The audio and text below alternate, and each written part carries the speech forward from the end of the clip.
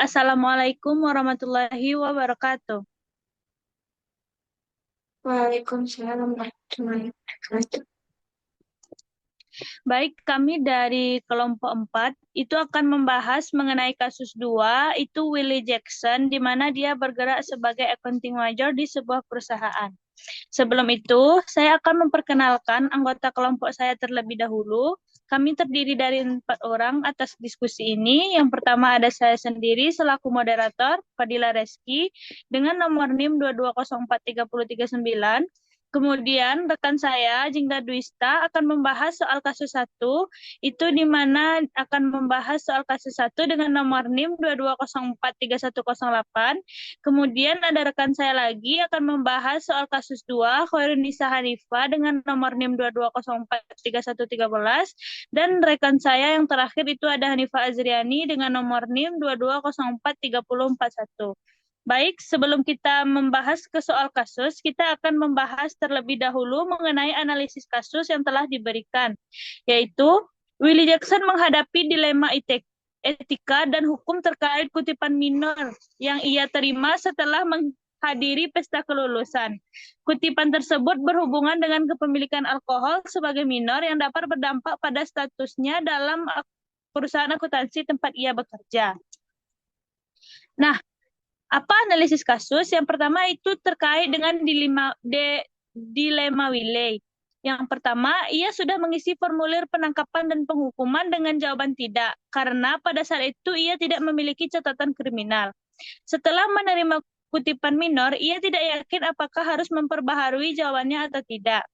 Kemudian, jika ia tidak mengungkapkan kutipan tersebut, ada kemungkinan OMP mengetahui dari sumber lain yang bisa merusak kepercayaan perusahaan terhadapnya. Kemudian yang kedua, dampak pada OMP. OMP adalah perusahaan akuntansi yang mengutamakan profesionalisme dan etika. Kemudian, jika OMP mengetahui Wiley tidak jujur dalam formulirnya, mereka bisa mempertanyakan integritas Wiley. Yang terakhir, jika Wiley jujur, OMP tetap mungkin mempertimbangkan dampaknya terhadap citra baik perusahaan. Baik, mungkin itu analisis dari kasusnya. Selanjutnya kita akan membahas soal kasus, di mana akan dibahas oleh rekan saya, Jingga Dwista. Kepada Jingga, dipersilahkan. Baik, terima kasih kepada moderator.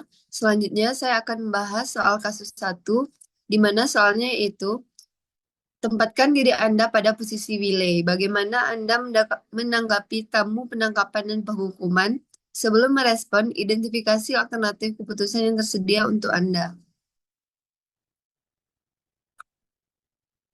Jawaban yang dapat kami simpulkan dari kasus ini yaitu, dari kasus di atas, bahwa Wile serius dalam menghadapi situasinya dengan jujur mengungkapkan pelanggaran.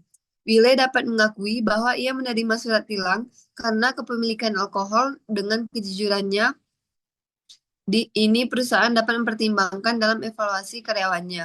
Dan Wile juga dapat meminta bantuan Sally Jones karena dia sangat mengenal perusahaan tempat ia magang dan juga ada di sana ketika insiden itu terjadi. Mungkin dia bisa membantu Wile menjelaskan situasinya kepada OMP. Terakhir, Wile akan melengkapi dokumen penangkapan dan penahanan sejujur dan seakurat mungkin dan berharap OMP dapat memakluminya. Selanjutnya saya kembalikan kepada moderator. Baik, terima kasih Jingga karena telah memberikan kepada kita semua terkait soal kasus 1. Kemudian kita lanjut ke soal kasus 2. Itu akan dibahas oleh rekan saya, Khairunisa Hanifah. Kepada Hani, dipersilahkan. Baik, terima kasih kepada moderator. Di sini saya akan menjelaskan atau menyampaikan terkait diskusi kami tentang kasus 2. Kasus 2 sendiri itu mempertanyakan mengenai, misalkan wilayah tidak mengungkapkan kutipan yang diterimanya. Beberapa minggu setelah pergi bekerja untuk atasan barunya, wilayah dipanggil ke kantor OMP. OMP memberitahu wilayah bahwa dia baru-baru ini mengetahui tentang kutipan minor yang dimiliki wilayah. OMP kemudian menyerahkan kepada Wile salinan formulir penangkapan dan penghukuman yang ia selesaikan setelah menerima tawaran pekerjaan dari perusahaan. Bagaimana seharusnya OMP menangani masalah ini? Bagaimana jika sama sekali Wile harus didisiplinkan? Pertahankan jawaban Anda. Menurut kami, dari kelompok 4 terkait jawaban kasus nomor 2, yaitu dalam kasus ini di mana Willy tidak mengungkapkan bahwa dia telah menerima kutipan, tetapi OMP secara independen mengetahui hal tersebut dari sumber lain, dia harus dipanggil untuk dimintai keterangan. Jika Willy tidak menunjukkan penyesalan atas kegagalannya untuk mengungkapkan informasi terkait tentang dirinya yang merupakan cerminan dari perusahaan tempat dia bekerja, maka dia mungkin harus diberhentikan. Hal ini dikarenakan akuntan khususnya memiliki tanggung jawab untuk menangani setiap situasi dengan integritas dan membuat keputusan etis yang tepat. Namun, jika William memahami bahwa dia salah karena tidak jujur kepada atasannya tentang tuduhan yang tertunda terhadapnya, maka menempatkannya dalam masa percobaan mungkin merupakan hukuman yang cukup. Meskipun kejahatan yang dilakukan Wiley tidak terlalu berat, cara yang dipilihnya untuk menanganinya dan akan mengungkapkan banyak hal tentang karakternya, serta kemampuannya untuk mengelola berbagai tanggung jawab yang datang sebagai seorang akuntan. Sekian jawaban kasus 2 yang dapat saya sampaikan hasil diskusi kami. Saya kembalikan kepada moderator. Baik, terima kasih kepada Hani yang telah menjelaskan kepada kita semua terkait soal kasus 2. Selanjutnya kita masuk ke soal kasus 3, itu akan dijelaskan oleh rekan saya, Hanifah Azriani. Kepada Hanifah Azriani, dipersilahkan. Baik, terima kasih kepada moderator. Selanjutnya saya akan menjelaskan soal kasus 3 yang dapat disimpulkan oleh kelompok 4, yaitu asumsikan bahwa Sally Jones adalah orang yang mengatakan kepada UMP bahwa Willy telah diberi kutipan polisi di pesta kelulusan.